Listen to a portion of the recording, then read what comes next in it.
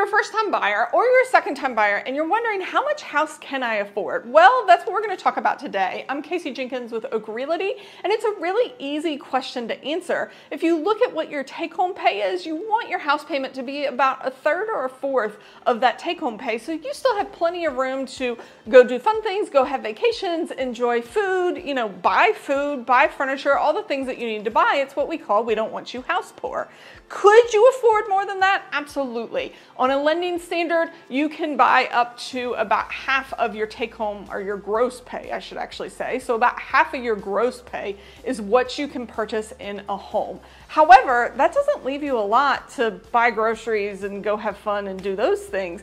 So when I'm talking to you, I'm going, what's comfortable for you? A lot of people that are buying their first home, just a touch over what they're paying in rent is what's comfortable. A couple $100 extra, and they're like, we can afford that and still afford everything, so we're comfortable there. When you're talking to somebody who's selling and then purchasing, that could be a very wide number, because you could have one of those glorious 2-3% rates that keep your mortgage payment really low, but you're comfortable affording a lot more. And plus, on your second, third, and fourth home, you've got more to put down, so you may have a lower payment, or you may be able to just put more down and afford more house. So it really depends on what you're making, what you're comfortable affording, and how much debt you have as to how much house you can afford, both from a mortgage standpoint and from a livable standpoint.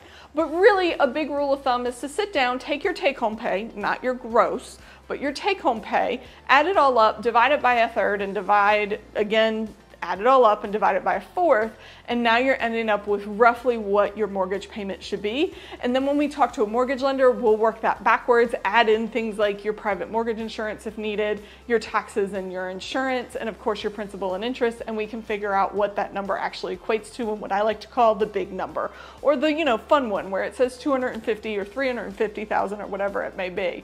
So just think about that. What is your comfort level? And that's what's going to tell you how much you can afford.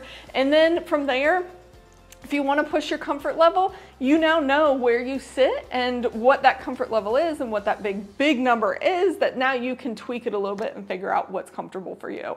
I'm not here to make you house poor, so I'm never going to push you into something more than you can afford. I'm also not going to tell you to just go get a pre-approval. I'm going to tell you to have one of those numbers, so when you go get that pre-approval, they can just work that number backwards instead of telling you, hey, you can afford $500,000, and you get that first mortgage payment and you call me and go, Kacie, I can't afford this and live.